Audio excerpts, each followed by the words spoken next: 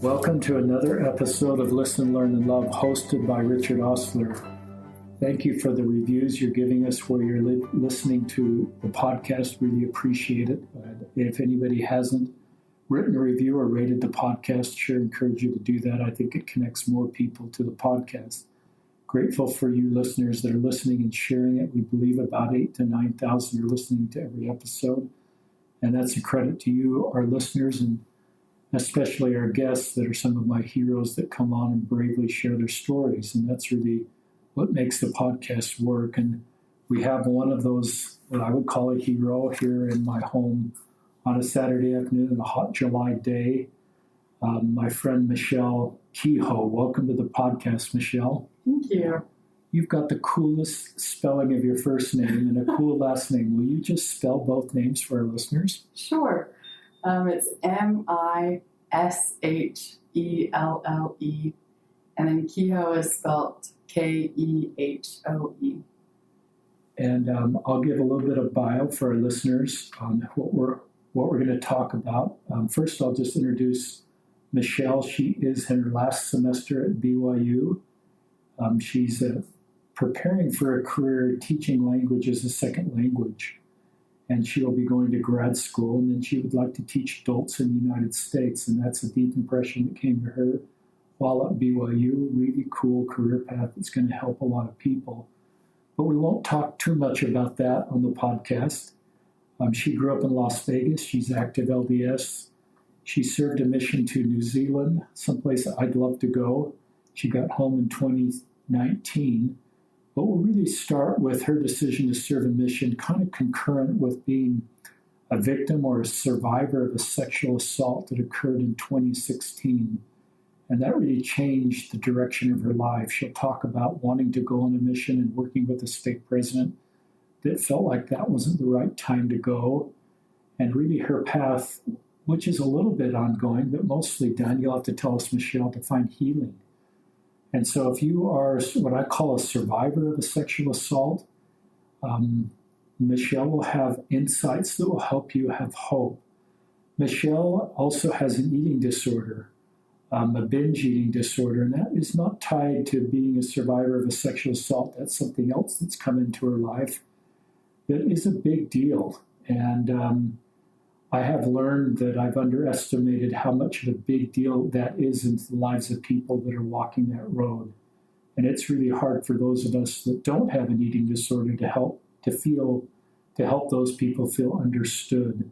So we will talk about that part of her journey and her road to healing and sort of navigating that, a lot of that during her mission in New Zealand. But there's a lot of growth and stretching and pain and setbacks in both of these journeys. And so our hope, we offered a prayer that those of you that are a victim of a sexual assault or working on solving an eating disorder, that Mishelle, who bravely has come on the podcast, and hearing her vulnerable, courageous story will help you because she's walking this road. Before we went live, I asked Mishelle how she found the podcast, and like many of our listeners, they're listening to the podcast and then they get a prompting, maybe I should tell my story. And I do have people that just find me, that DM me, even if we're not connected in social media, and I check my DMs, and that's how we became connected. And a lot of the guests on the podcast aren't me reaching out, but someone just saying, maybe I should share my story. Maybe this is the right time for me to do that, the right platform. And I'm just honored to bring stories. So we just kind of schedule those and find a time. And if you feel as a listener that your story is something that you would like to share, I'm glad to process that. But I recognize that many of our listeners don't feel their story is something they need to share or should share.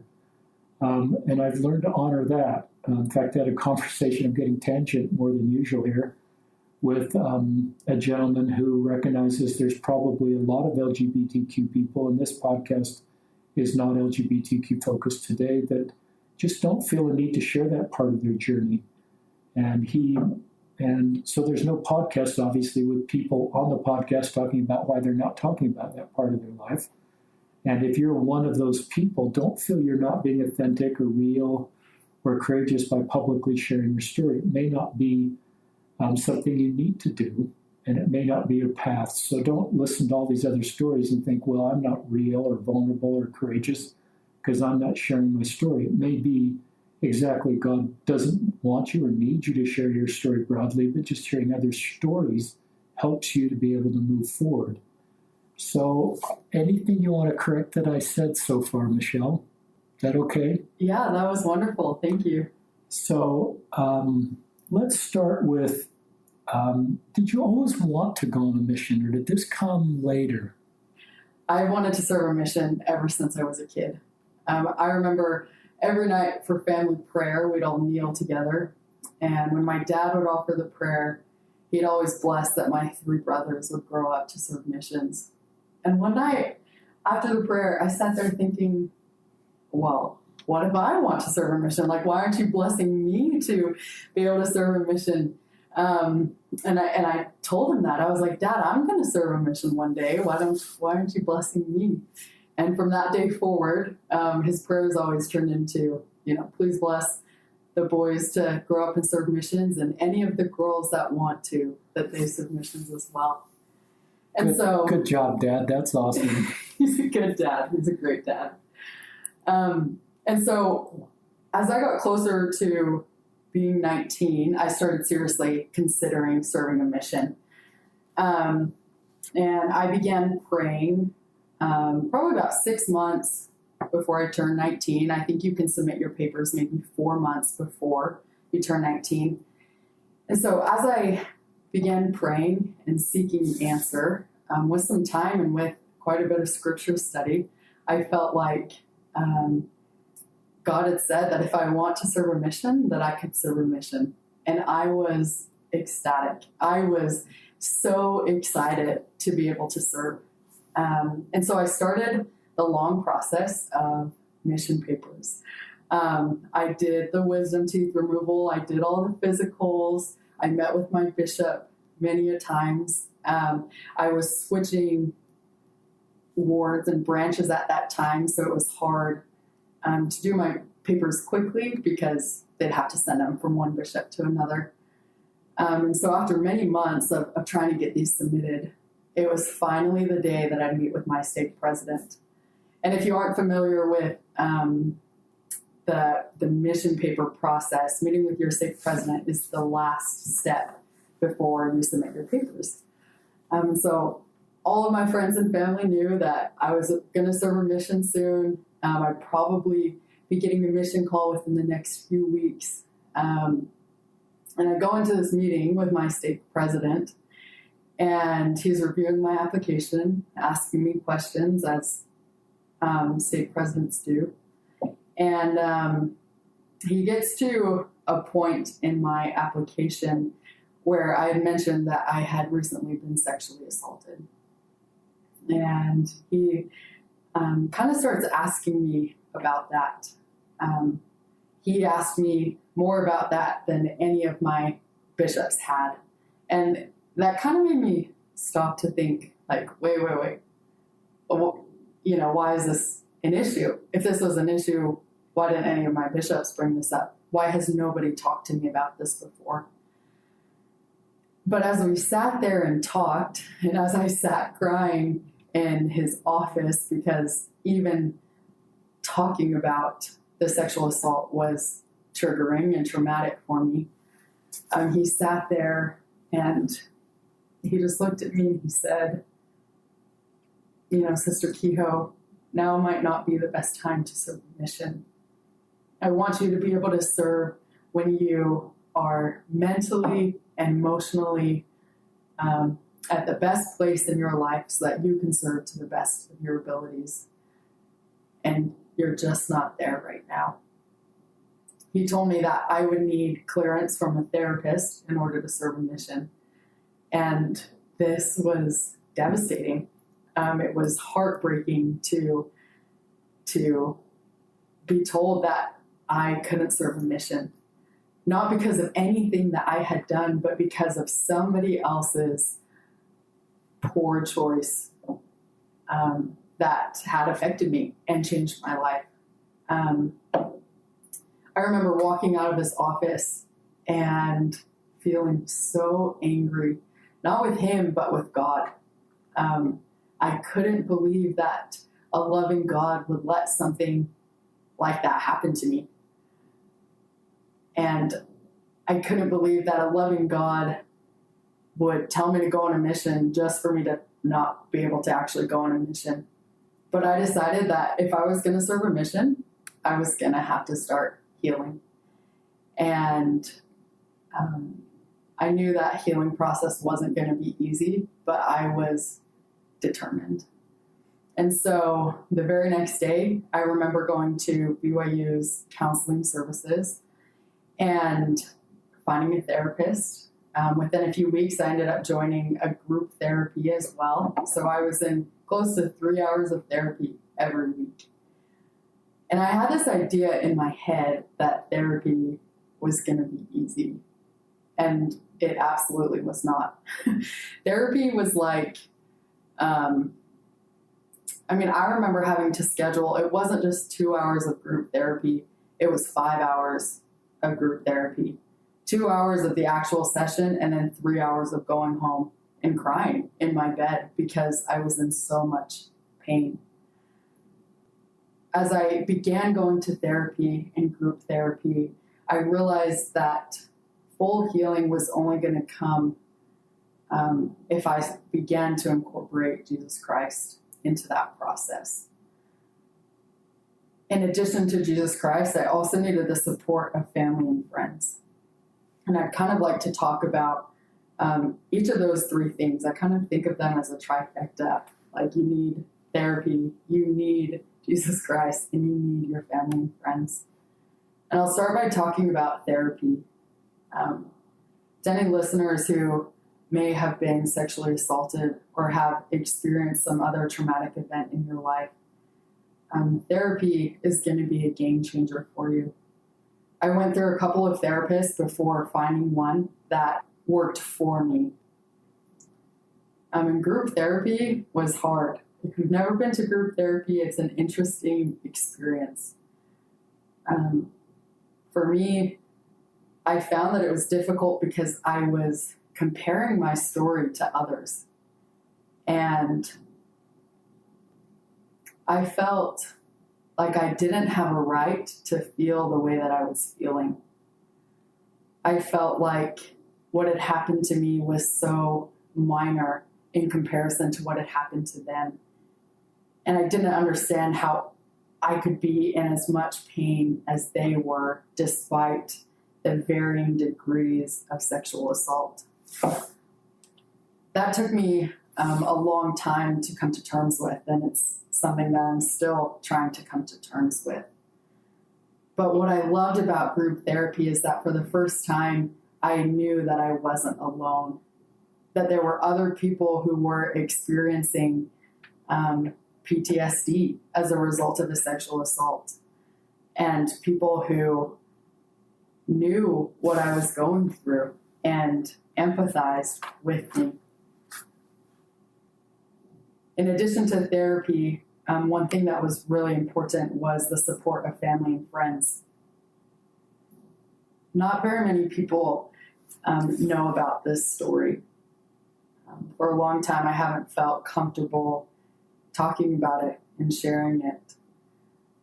And particularly during my time and period of healing, there were a very small number of people who were aware of what I was going through. I remember one day I was on the phone with my sister, and I was kind of telling her how I was doing, and she asked if I had talked to my mom. And I told her that I hadn't, and she asked why. And I said, I don't want to be a burden to Mom. I don't want to be a burden to anybody. I don't want anybody to have to share this pain. And what my sister said after that has stuck with me for years. She told me that God gives people trials at different times so that those who are weak can be supported by those who are strong and who are not currently going through trials. And that advice changed my mentality. I realized how important it was to reach out and to feel the love of others. I began to be more open with my mom and with a few other individuals about what I was experiencing. And the support that I gained from them was a game changer for me. I needed their love and I needed their support. Please reach out to trusted individuals. You don't have to shout it from the rooftops, but tell those who love you and who will support you and believe you, because their love and influence is going to help heal you. And lastly, and probably one of the most pivotal things that helped me to heal was our Savior, Jesus Christ.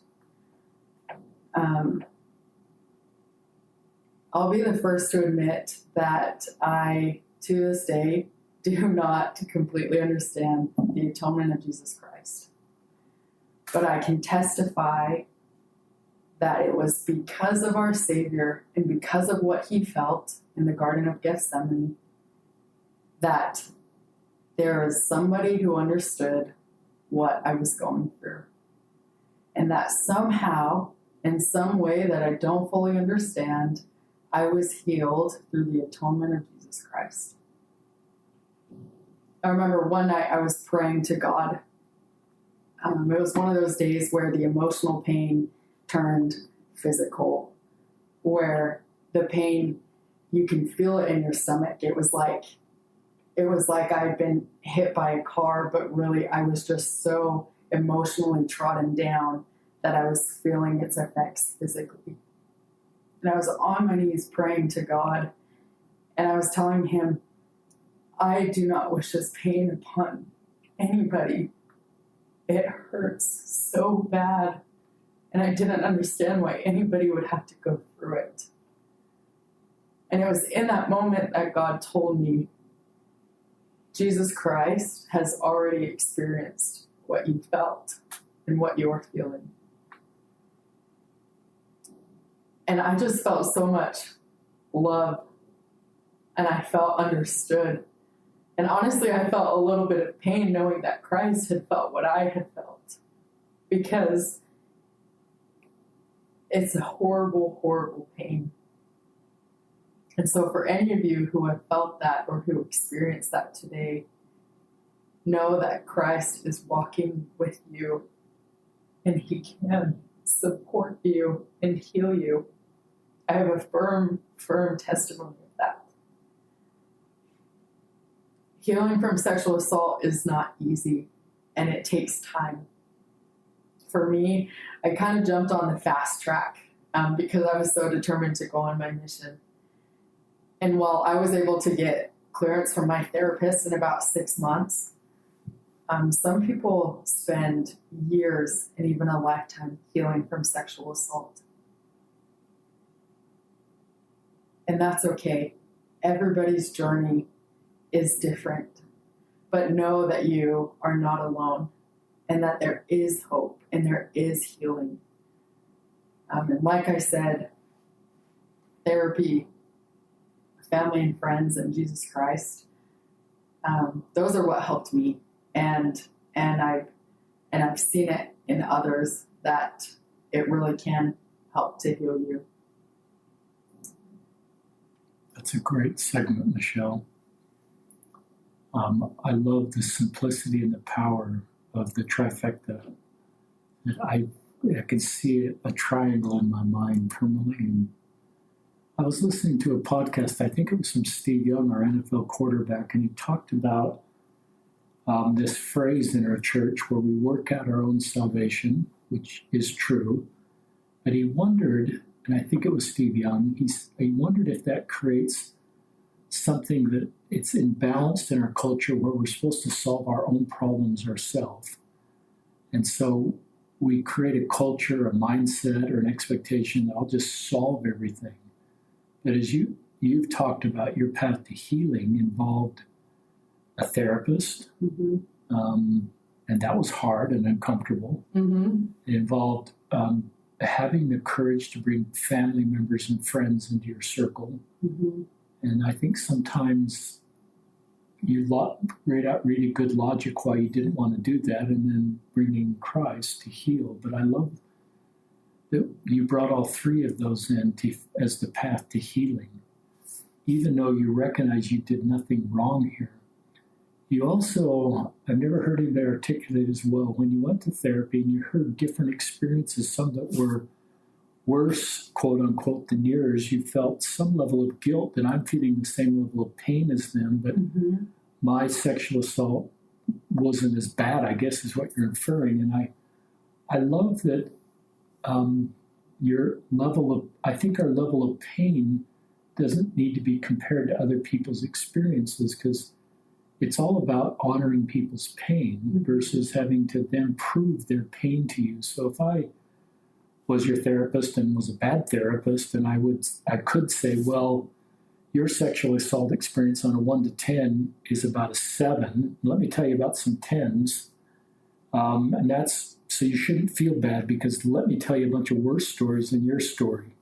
And it sort of invalidates your story or minimizes your story, and then creates more shame for you, which we're going to talk about, around how you're feeling. And I think a good therapist would just sort of validate and honor how you're feeling, because it's the way you feel. Why wouldn't we just, honor how someone feels versus doing anything? And you didn't say other people didn't validate that, but it was just a self sort of. So I think that was really helpful for people that may wonder, my experience isn't as bad as so-and-so, so I shouldn't feel pain, or this shouldn't be bothering me so much. One of the things we want to talk about is a lot of people don't share their experience broadly with family and friends, and so a lot of people that are dear to and close to you may be hearing more of your story right now than they've ever heard before. And I know when I've done podcasts in the past, someone I guess are a little nervous. They're thinking, there's people really close to me. They're going to hear this podcast and they think, why didn't they tell me earlier? And I think one of the things I've learned, and you could obviously share, is that it's hard to tell that whole story like you're telling now on an hour podcast to everybody. So in some ways, a podcast is a really good platform, because people that are close to you, that you care about, you're doing this as a way for them, not to make them feel like they weren't involved, but as a way to bring them into your story and to sort of get us up to speed on your story, so they kind of meet you where you are now and not go through the emotional sort of experience of having to retell that story to people that are close to you. And so any thoughts for people that are hearing your story right now that may think, why didn't I'm a close friend of Mishelle, why didn't she tell me this earlier? Yeah, thank you for asking that question. I think you said it well, that it's hard to be this open and this vulnerable over and over again. For a long time, I haven't felt comfortable sharing this about my life, but I'm finally at a place where I can. And that feels empowering. It feels good to know that I've come so far and that I'm at a place where I can talk about what I've been through and how I'm stronger because of it. But to any friends or family who may be listening to this and may not have known about these aspects of my life, just know that there's no right or wrong way to respond. Whether you want to reach out and ask me questions or just let me know that you've listened to my podcast, that's wonderful. And if you don't, or you may feel uncomfortable or not really know what to say, that's okay too. Just know that if you'd like to talk, I'm here. And thank you for listening to my journey. That's great. Talk about that stake president. That's an interesting situation you're in, because usually experiences of priesthood leaders are really healing and helpful.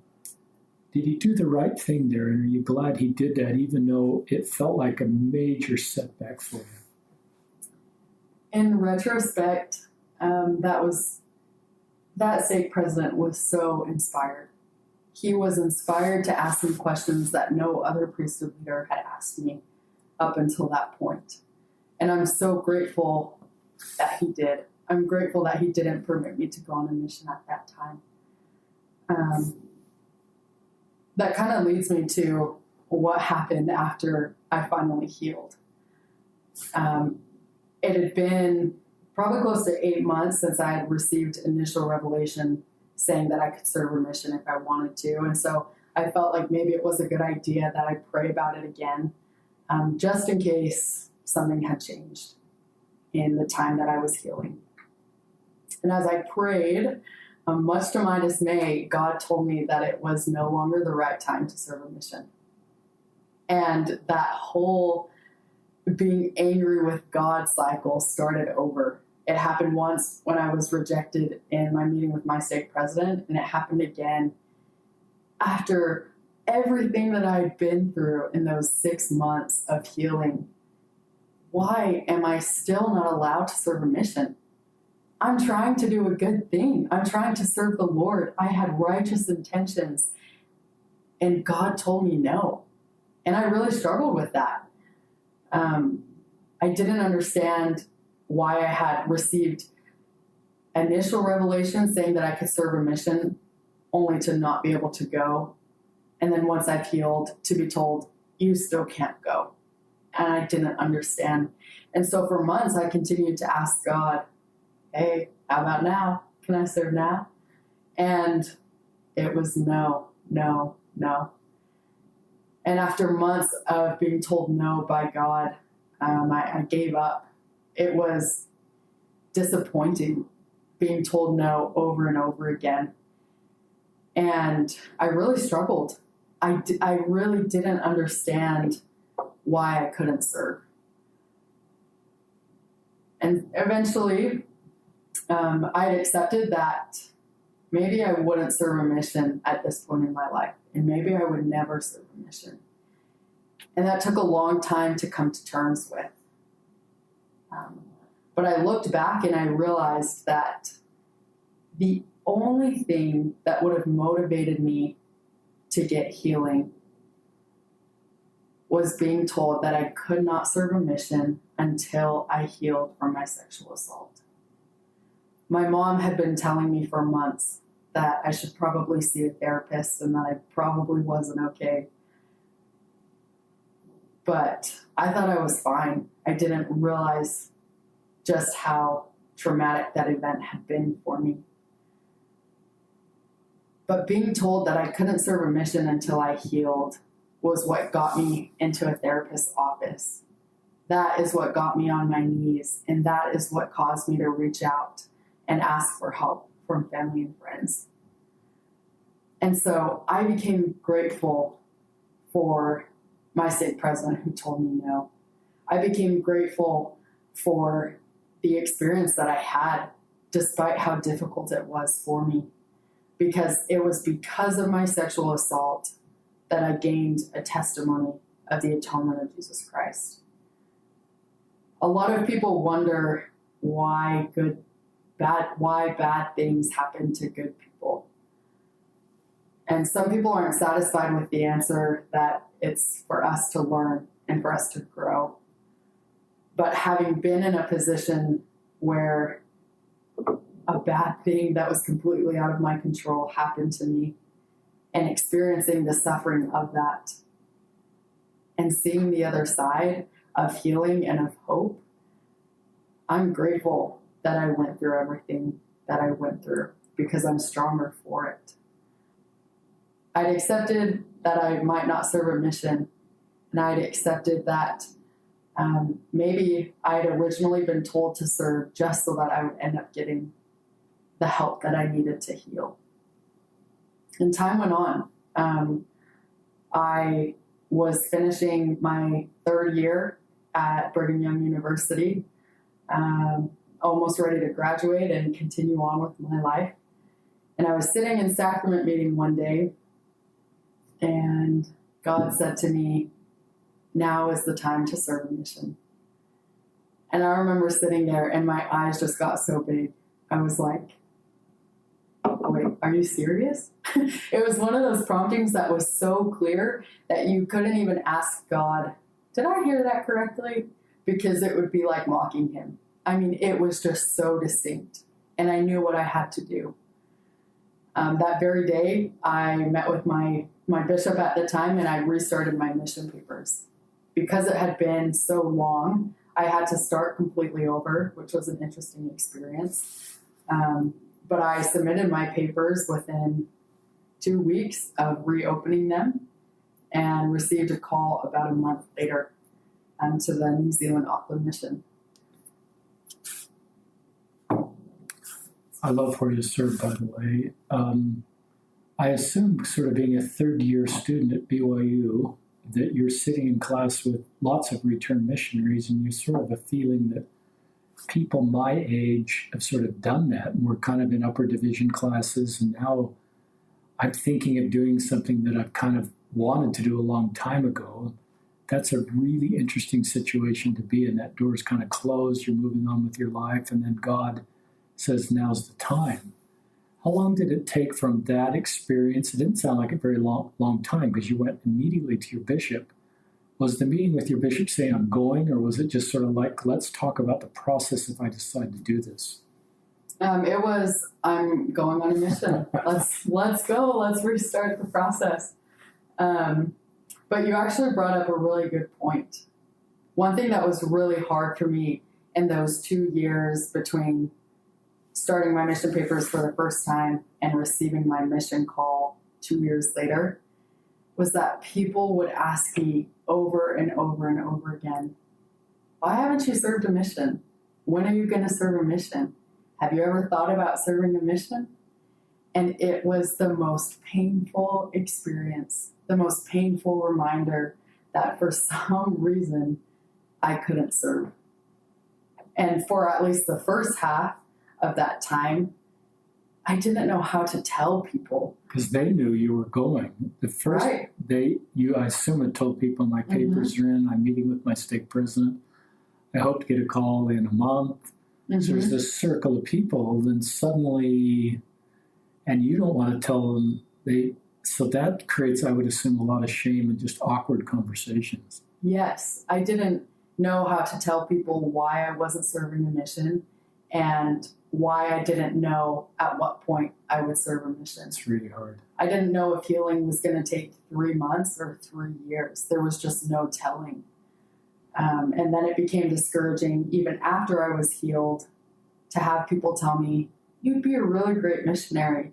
You should serve a mission. This was coming from close family and friends. And it just kind of struck a chord because I wanted to serve a mission more than anything, and I couldn't. And so I would just kind of shrug it off and laugh and say, yeah, maybe one day I will. But it was hard. If I were a ward member, a friend, knowing you'd submitted your papers, and what should I ask you or not ask you? Help me to navigate that potentially. I think the most important thing is to reserve judgment.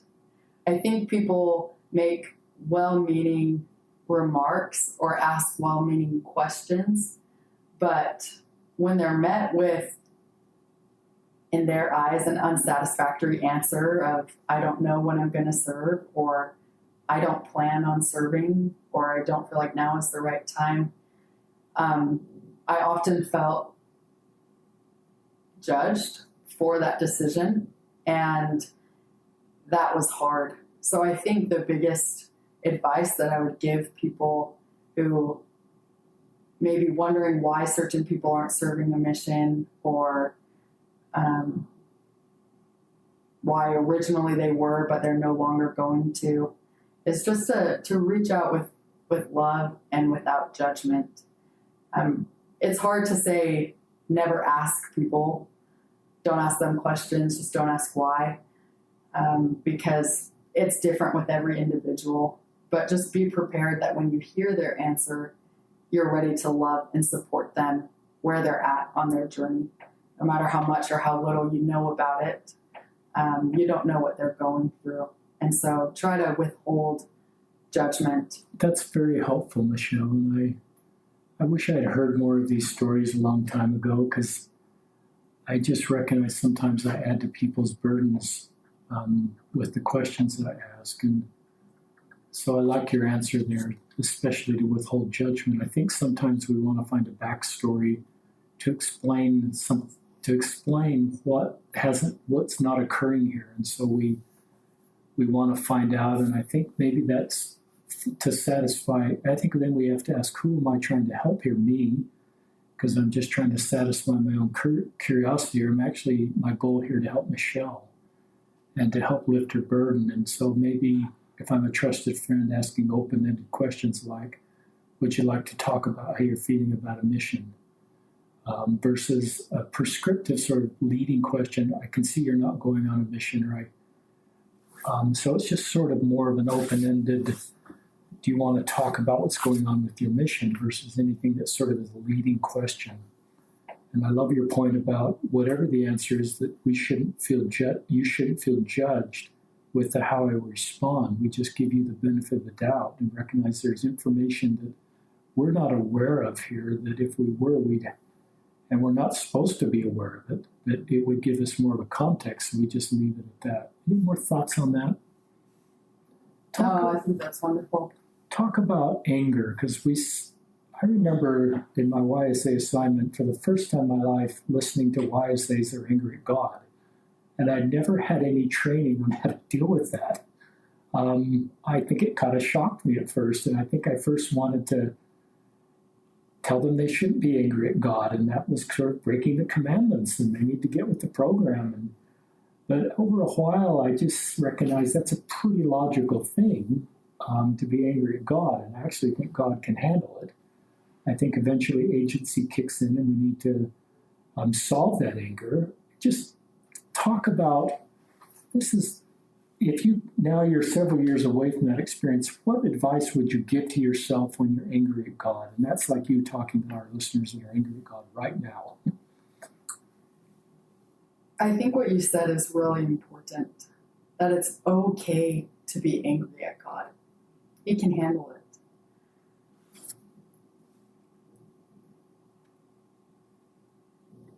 Initially, when I started healing, it was out of spite. I was like, you know what?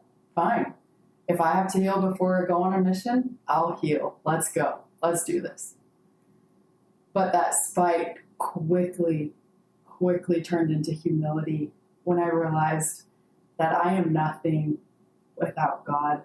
I will not heal without God. I will not heal completely. There is still healing that will come through various means of support and of therapy.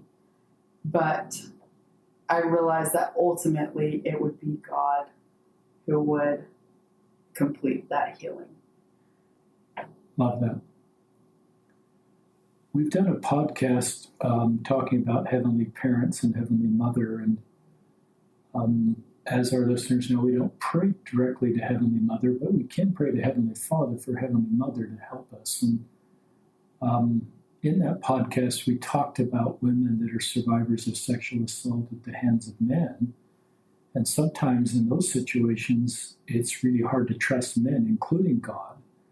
And Heavenly Mother perhaps has an increased role to help her daughters heal. And there's sometimes more trust to Heavenly Mother than Heavenly Father, just because the dynamics of the trauma. So that's just a thought for you listeners that was very insightful for me, that a prayer, it's our podcast about Heavenly Mother that 3 women shared a while ago. Introduce your eating disorder to us. And my assumption before we went live was that was connected to the sexual assault. And that's my therapist 101 coming through, which is bad because I'm not a therapist, but you help me understand that's different, which is helpful for me. Talk about your eating disorder and how difficult that experience is and how you're overcoming that. I don't know if you want to tie that into then getting your mission call, and because these are kind of concurrent. Yeah, I think you're right that for a lot of people, eating disorders are associated with sexual assault or other traumatic events. That's not abnormal. For me, they're independent events, as far as I can tell. But after I'd received my mission call, I was excited. Actually, at this point, I was quite terrified to serve a mission. A lot of people are excited and at their spiritual peak before they serve, but I was scared out of my mind. I was so excited 2 years earlier to serve, but at this point, I didn't want to go anymore.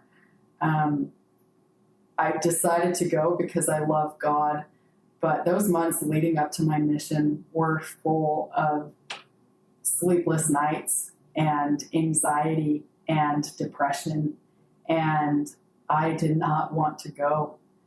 And kind of what added to all of this was being diagnosed with an eating disorder a month before I left. It's kind of remarkable how this all happened. I was dating somebody at the time, and we knew that I was going on a mission, and practically speaking, it made sense to break up. But we had prayed about it one night, and for some reason, we felt like we should stay together. We were okay with that. We liked each other, obviously.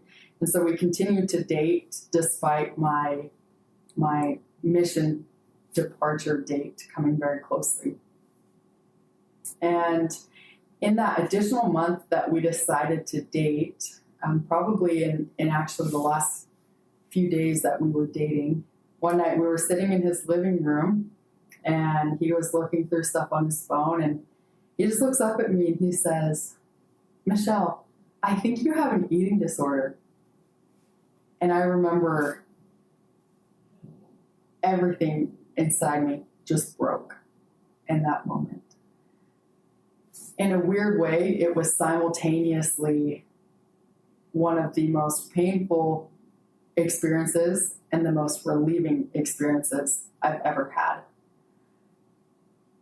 In that moment, something that I had been carrying alone for 8 years came into the light.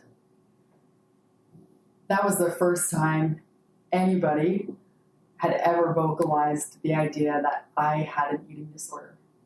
I had known for so long, but it's not something that I ever wanted to acknowledge. And having it acknowledged hurt. It made it more real. It made me realize this is a problem that I haven't been addressing for years and years and years. It also terrified me because I was supposed to be leaving on a mission in a month. And how am I going to serve a mission with this coming to light? I didn't know what to do. Do I tell my stake president? Do I tell my mission president? Do I tell my home stake president? Do I tell my bishop? Do I tell my parents? Do I go to therapy? Do I not serve a mission? I mean, these are all questions that came flooding into my mind. And I remember I just ended up sitting on his floor crying because I realized that I might not be able to serve a mission again. After everything that I had been through, this could potentially prevent me from serving a mission again. And I couldn't deal with the thought of that. I ended up seeing a therapist a couple days later, and I was officially diagnosed with binge eating disorder. As I said, this is something that I had struggled with for a long time. I struggled with pretty severe body dysmorphia, and also binging. And will you define body dysmorphia? Mm-hmm. I think the best way to describe it is that you don't see your body as it really is, and you're constantly comparing it to other people. A stereotypical example is you are very thin and very fit, and yet you look in the mirror and all you see is an overweight person. What you see and what you believe about yourself is not congruent with who you really are and what you really look like. And I struggled with that severely. The person I saw in the mirror is not who I was in real life. And it messes with your brain because you constantly think that you're someone you're not, but in a bad way, in a way that you're unaccepting of who you are despite your beauty. Great definition. I think probably more people experience that than we realize. Mm-hmm. I remember asking my therapist, so do I go on a mission or do I not? And she just kind of looked at me and she said, that's for you to decide. And I was like, wait. I'm not qualified to make this kind of decision. I just want to be told what to do. And that's not just a question that I asked my therapist, but I also asked God. I was like, God, do I go on a mission or do I not? I asked my parents, do I go on a mission or do I not? And nobody was giving me an answer. And I was terrified because what's going to happen if I go on my mission with this eating disorder? Is it going to get worse? Will I get sent home? I just didn't know. And the unknowns worried me. I remember after meeting with my therapist, I called my parents crying, told them I've been diagnosed with an eating disorder. And my mom was understanding and very loving. I remember my dad's reaction. He just didn't get it. And there are people who just don't understand eating disorders. My dad didn't understand the psychological ramifications of an eating disorder. He just thought I ate a lot of food. So what if I eat 6 bowls of cereal in a row? He says, he's like, I do that every night at 2 a.m. Does that mean I have a binge eating disorder? And hearing things like that was really hard for me because I didn't feel understood or validated. It's hard for people who aren't very familiar with eating disorders. It's easy to look at somebody who's a quote unquote regular size and to think, well, they're not overweight. How could they have an eating disorder? Or they're not underweight. They must not have an eating disorder. But what they don't realize is that it's just as much of a psychological or mental catastrophe as it is a food game. Every day I would wake up and it would be a battle of, I don't love my body. How much do I need to starve myself today in order to have a body that I can love and that can be accepted by the world? Okay, I've starved myself for too long. I need to eat way too much food, way more than I need. I was going through these cycles where I would binge and restrict. And if you're familiar with binge eating disorders, you've experienced this yourself, or you've seen someone you love go through this process of trying a million different diets and never being satisfied with the result. I can guarantee that no matter how small or how fit I got, I would never be happy.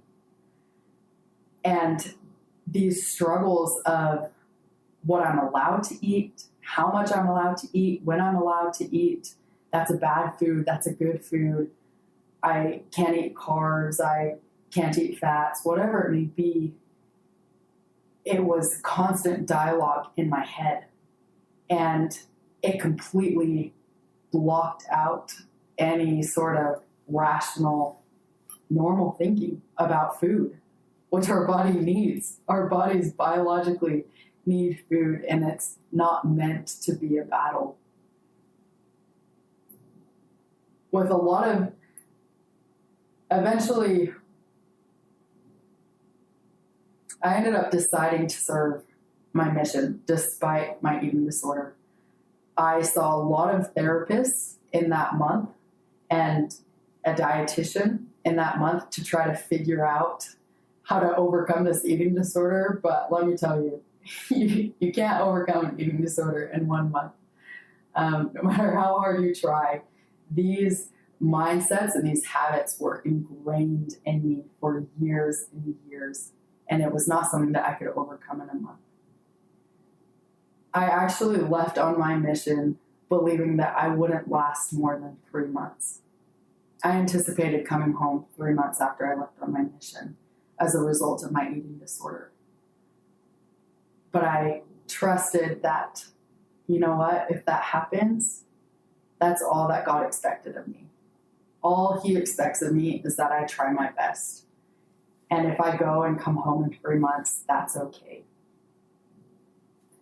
I remember one of my therapists gave me some intuitive eating books to take on my mission, and she told me to read it every day. And I felt so apostate bringing anything other than scriptures on my mission. I was like, this is not okay. This is illegal. I'm going to get in trouble. I can't have these in my bag.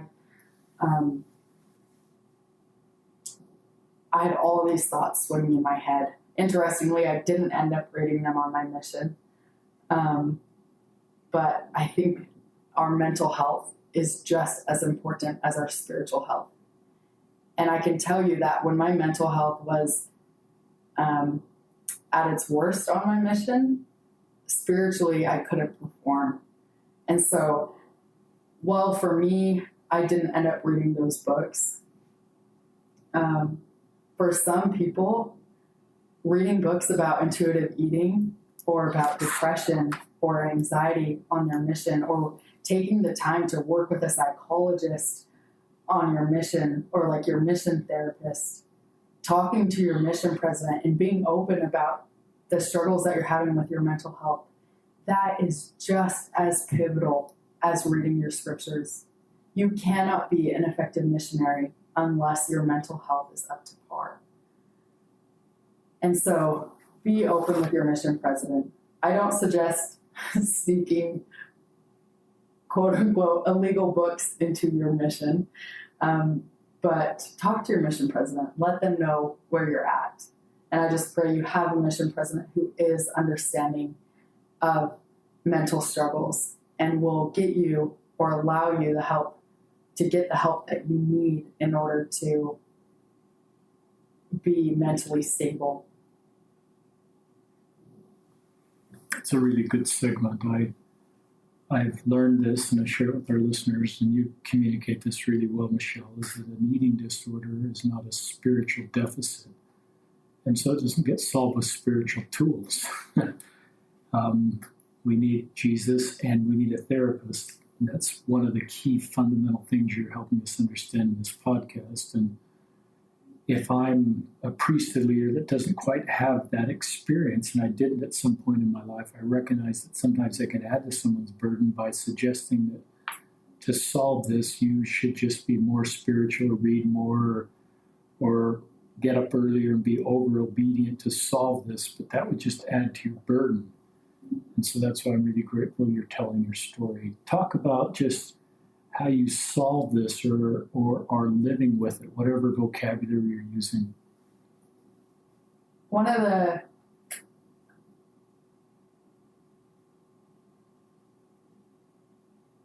things that I loved about my mission is that I overcame my eating disorder while I was a missionary. Much to my surprise, I did not go home after 3 months. I didn't go home after 6 months or even a year. I ended up serving the full 18 months, despite the various challenges that I had with depression and with my eating disorder. But that wasn't without difficulty. Before overcoming my eating disorder, I gained 50 pounds in the first 4 months of my mission. I had weighed more than I ever had in my life. And for anyone who has had an eating disorder, you know how hard that is. I remember looking in the mirror and I couldn't even recognize myself. I didn't know who was staring back at me. But one thing that I reminded myself of every single day is that people have to make sacrifices in order to serve the mission. People sacrifice scholarships, they sacrifice friends, they sacrifice education, job opportunities, family. And for me, one of the things that I had to sacrifice was my body. This mentality won't work for everybody, but I realized that I was sacrificing my body in order to serve the Lord, and that, well, my body is now covered with stretch marks that I will carry with me for the rest of my life. I love God, and I'm willing to make the sacrifices necessary in order to serve Him. And so on the days where none of my clothes fit, where I had to donate almost everything that I brought with me on my mission because not a single article of clothing fit me anymore, I constantly reminded myself that this is one of the many things that I'm sacrificing to serve God, and that I can deal with my eating disorder when I get home. Focus on the Lord for now, and worry about it when I get home. I'd like to add quickly that I don't believe that serving a mission with an eating disorder is right for everybody.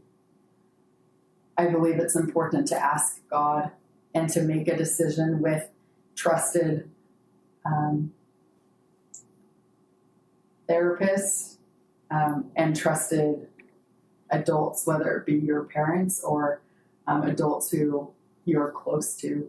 Make this decision with them, because while I was able to serve my mission despite my eating disorder, not everybody can. I believe for some people, their eating disorder gets worse on their mission. For some people, they might serve their whole mission and deal with it once they get home. It's different for every individual. For me, as we talked about earlier, I actually ended up overcoming my eating disorder on my mission. The way that I'll describe that happened, again, is unique to me. It might work for you, but if you're struggling with an eating disorder or with body dysmorphia, please see a therapist. Let them help you create a plan to overcome this. For me, what helped me overcome my eating disorder is something called intermittent fasting. And what intermittent fasting is you eat for certain hours during the day, and then you only drink water for other hours in the day. There are some people who would say that this is another form of dieting or another form of disordered eating, and I understand that. But for me, what this taught me was to give myself full permission to eat whatever I wanted.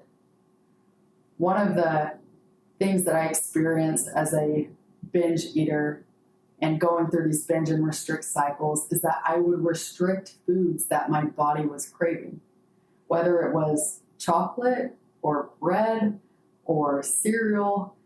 I wouldn't allow myself to have what my body knew it wanted.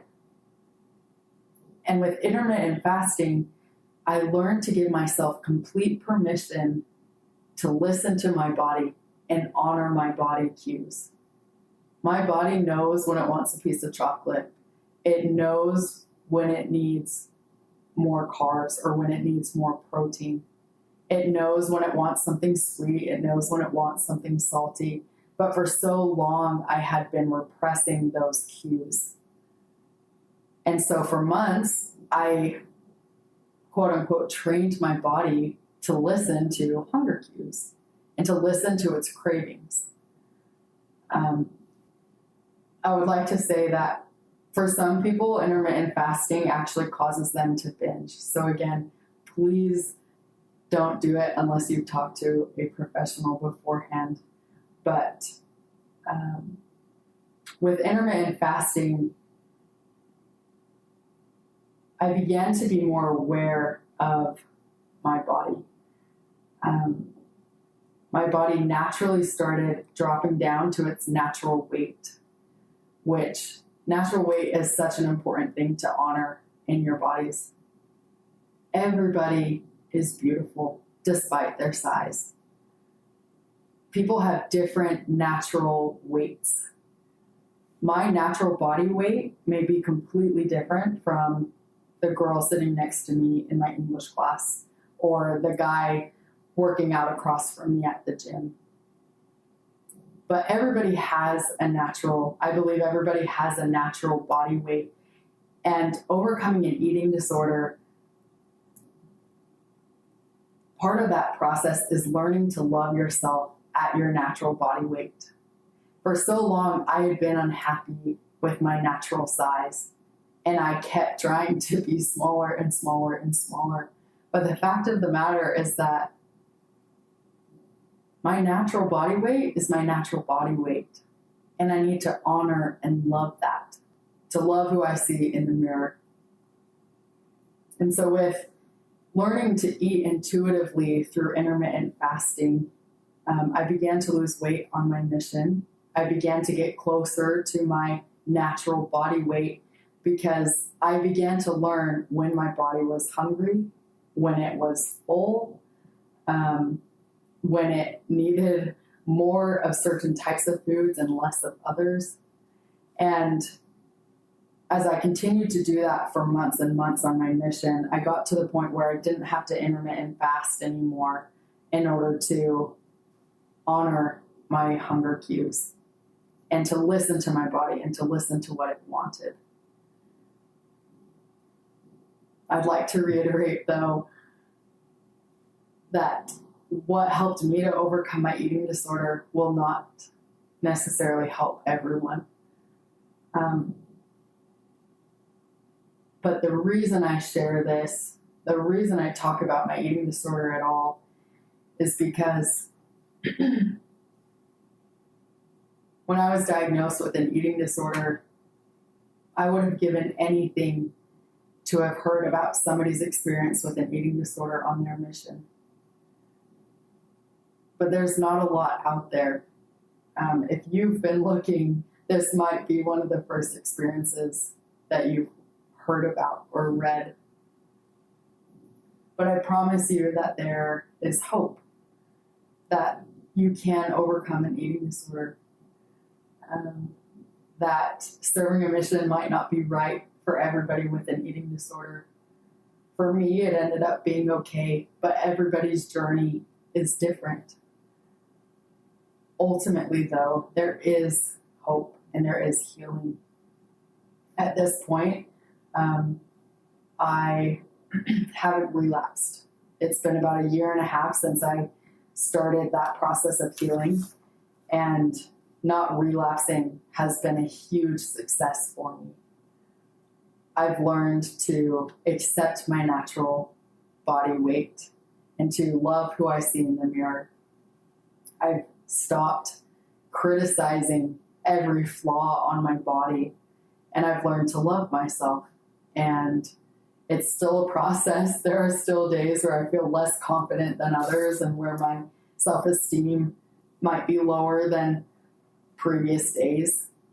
But ultimately, while the road to recovery has been long and it's been hard, it's been successful. And I know that anyone struggling with body dysmorphia or eating disorders of any kind can find that and experience that as well. That was a great segment, Michelle. We've never talked about that after 290 episodes. And there are some people that are going to rewind that and want to hear that again.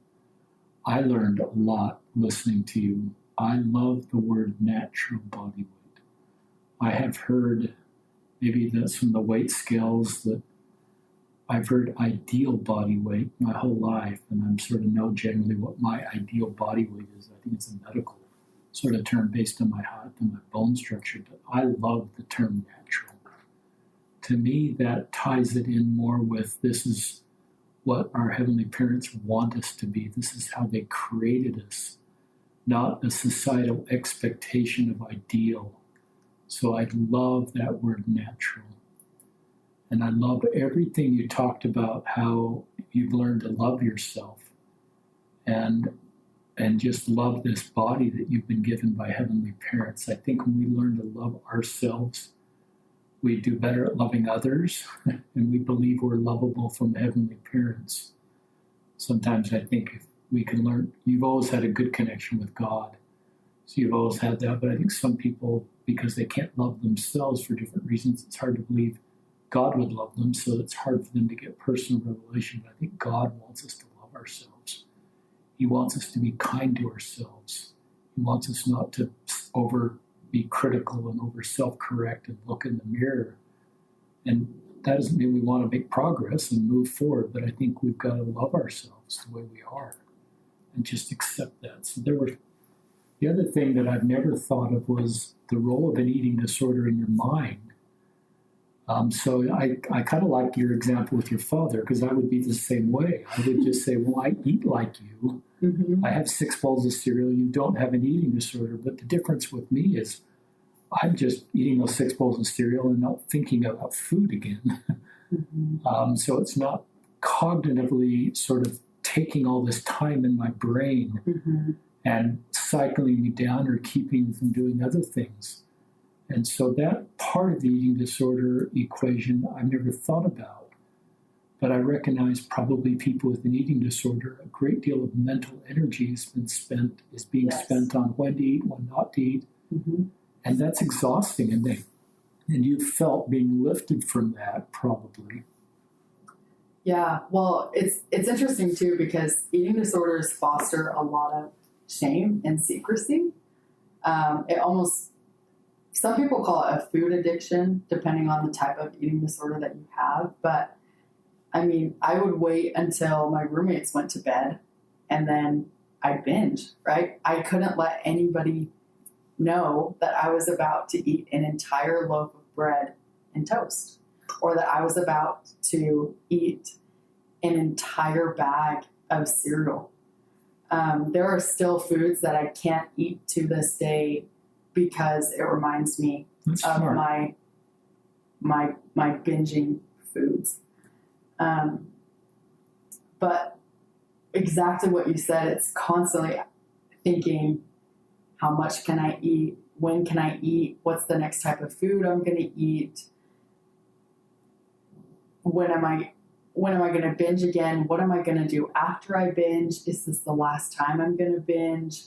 It's a constant battle with food and with your body and your mind. And it's one that you cannot win. Nothing you do, it feels like nothing you do will ever allow you to win that battle. But like I said, talk to a therapist, talk to God. There is help that can be found, and healing that does exist. But it takes time, and it takes a lot of retraining your thought process and learning to recognize and honor hunger cues, which is something that you suppressed for so long when you're experiencing an eating disorder, because every eating disorder manifests itself differently in different people. But the mental battle is still there, regardless of the type of eating disorder you have, regardless of your weight, regardless of the type of diet you are or aren't following. There is a mental struggle. And culturally, we've certainly created an expectation that's probably harder on women than men. We don't ever say the natural or the ideal, the celebrated. Our media does that, our print media, our visual media. And I think our church culture sometimes do that. We reward people that have an ideal body, quote unquote, and that sends a message to those that aren't getting those. And so I think we've just got to create a culture where everybody feels at peace in their own skin, the way they are and where they are, even if they have work to do. But I just admire you being so vulnerable on your mission, which is sharing how much you gain and what you had to do with your clothes and how difficult it must have been for you.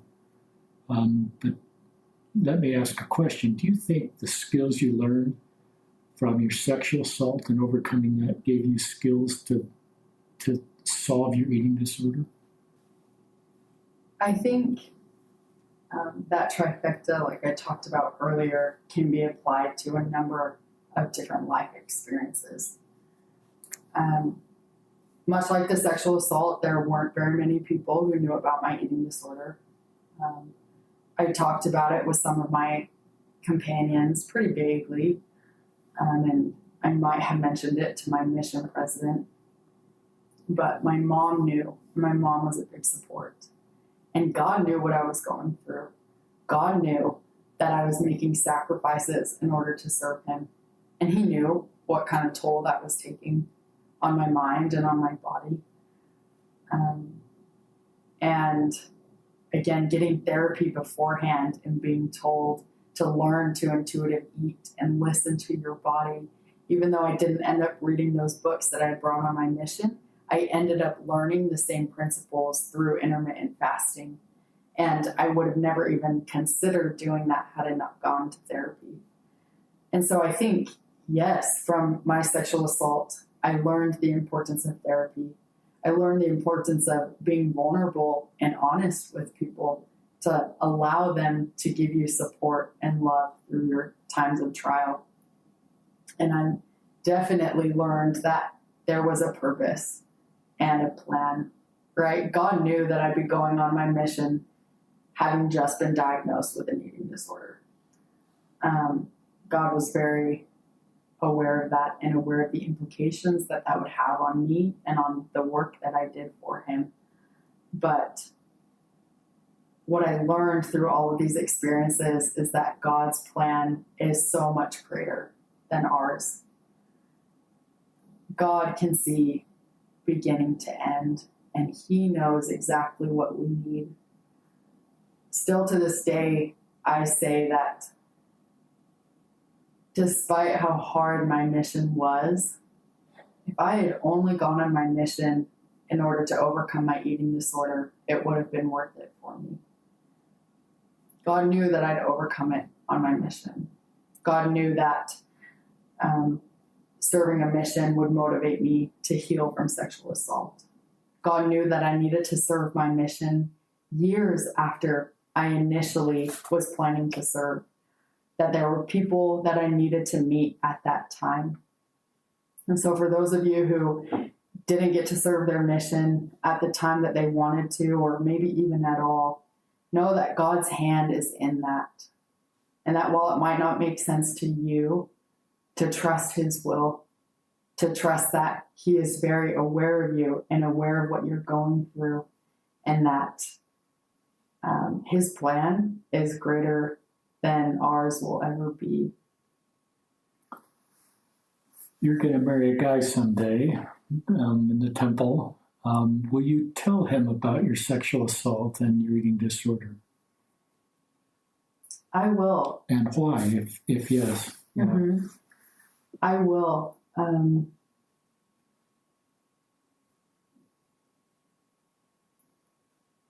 My sexual assault and my eating disorder has shaped me into the person that I am today.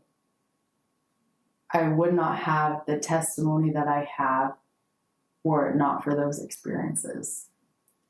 I would not have the empathy and the love for others that I have were it not for those experiences. They changed my life forever. And to be honest, there's no guarantee that at some point in the future I won't struggle with them again.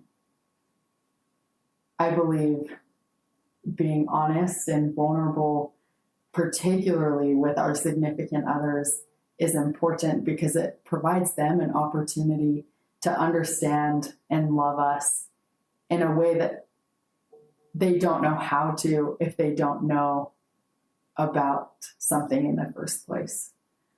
And so my hope is that I find somebody who loves and accepts me despite these experiences, and honors the growth that has come as a result of these experiences, and someone who can recognize who I've become as a result of them.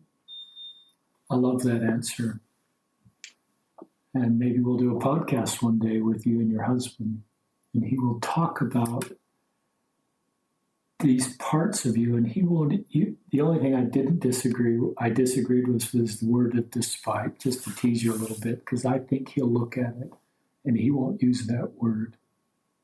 He will know those are very painful experiences. They're outside of your control. So that's true about that word, but he won't want to press a button and erase them or look at you negatively, just like you said.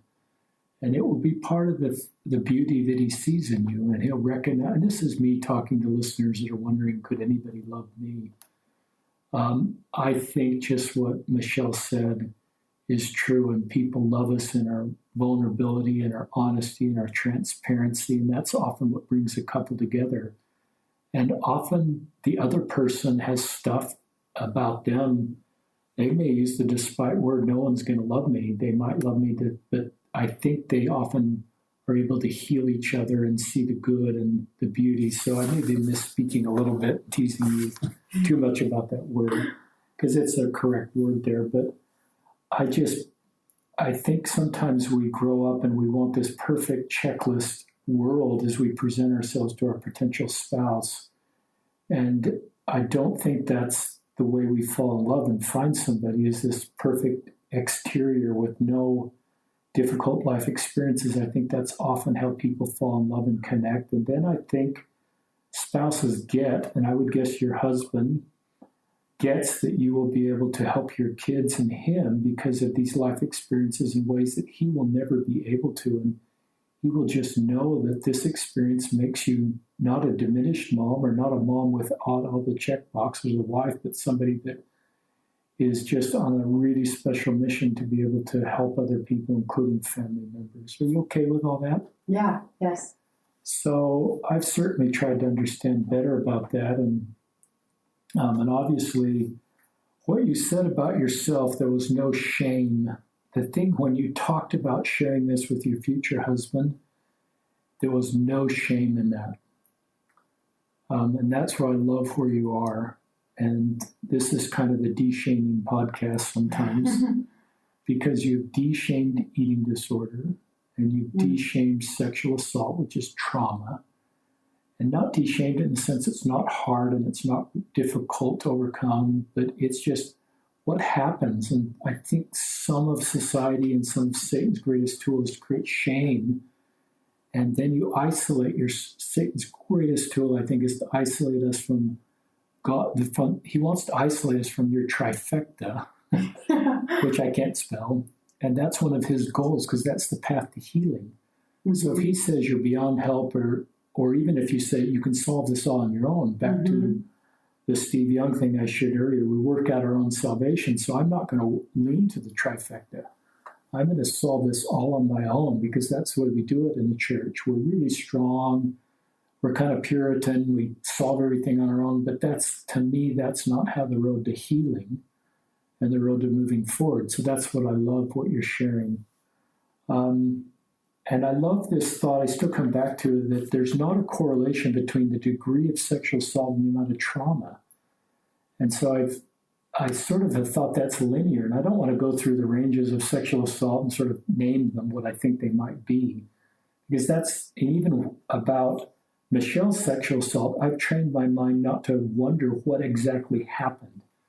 That's not my job to go there, and it's not my job to meet her needs by asking exactly what happened. Now, she may open up to a trusted friend or a therapist, and that may at times be part of her journey to heal, but to me, that's not my job to sort of wonder what happened. And I recognize, and so I'm trying to program my brain that that's more to satisfy my curiosity than to minister to Mishelle and lift her burden. And so I'm trying to do better at that. But I do recognize my job is to honor her degree of trauma and not try to correlate it with the range of things that could happen under the umbrella of sexual assault, and recognize that there is not a direct correlation between a category 2 on the sexual assault and a 9 level of trauma. You shouldn't feel 2 level of trauma with, I think I'm over making my point now, listeners, but that's something that I've learned, is just to honor trauma. and not have to someone sort of explain to me the degree of trauma by justifying the experience, and me sort of saying, well, I'm not going to really honor your trauma until I understand the degree of whatever happened to happen. If it meets some threshold in my mind, then okay, I'm honoring your trauma. That's just, my job is to honor it just because it's there in the other person. And then I don't add to their burden by sort of re-traumatizing them by making them justify their pain or their trauma. Any thoughts on on any of that? Yeah, I love that, and I completely agree. As I kind of mentioned earlier, I've struggled a lot with the amount of trauma I experienced in comparison to the event itself. And I've often wondered if I'm being dramatic or if what happened wasn't even sexual assault at all. These are still questions. I still experience shame 4 years later for the trauma that I experienced because I make that comparison. I judge myself for, kind of what happened versus how much trauma I experienced. But I think honoring people's trauma experience is so important. And that's not verbiage that I've ever heard before, but I really like that. And I agree that the experience is far less important than how the experience made somebody feel. And I think that's more what people should focus on is the trauma that someone experienced and how that's affecting their life.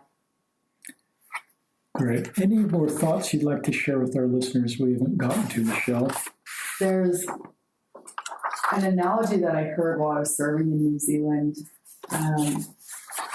We were in Relief Society, and we were talking about mental health and chairs. This is kind of an interesting analogy, but think about a chair with a broken leg. Maybe it's just kind of cracked, so every time you sit on the chair, it's kind of uncomfortable, and there's a lot of stress put on that leg. But you continue to experience the discomfort. When I was healing, before I started healing from my sexual assault, I was like that chair with a broken leg. But the only way to fix that broken leg is to break it completely. And breaking it completely is going to be painful. It's going to be a painful experience, and sometimes that doesn't make sense. But you have to give in to the stress. You have to give in to the discomfort completely in order to heal. And that's what I experienced with therapy and with my overall healing process, is that while I was experiencing discomfort for many months, I didn't break completely until I started therapy. That's when all of the walls really came down. That's when I finally hit rock bottom. But it wasn't until I broke completely that I began to heal completely. So that's just one analogy that I really loved and really helped to illustrate the importance of giving in completely to the discomfort in order to find true and complete healing. Love that. I read this quote frequently on the podcast. It's from the Dutch Catholic priest Henry Norwin, and he writes, "A minister's service will not be perceived as authentic unless it comes from a heart wounded by the suffering about which he speaks. The great illusion of leadership is to think others can be led out of a desert by someone who's never been there." And so I look at these two deserts that you've walked, a survivor of being a sexual assault, of an eating disorder, and those are really brutal deserts that you've felt. And but then I look at your ability to heal and help others, and even sister deserts that aren't exactly the same experience, because you understand these difficult deserts. You have tools to help other people. So I wouldn't wish an eating disorder on any of our listeners, just like Mishelle obviously wouldn't, or to become a victim of sexual assault. I wouldn't wish any of that on anybody, but I do recognize in everybody's situations we've been put in deserts that are very difficult. But it often, as we work our way through those deserts, we're often then able to heal other people in our own vulnerabilities and our own journeys. And that's where I think the beauty of someone's like Michelle's story that bravely comes on and shares her podcast. So Mishelle Kehoe, thank you for reaching out and bravely sharing the story. And if there's friends and family listening or even therapists that have helped Mishelle, thank you for the work you've done. And I love this trifecta visual. It's very powerful. It's very effective that I hope all of our listeners, including, and I'm going to try to do more on that. And thank you, our listeners, for listening. This is Richard Osler signing off from another episode of Listen, Learn, and Love.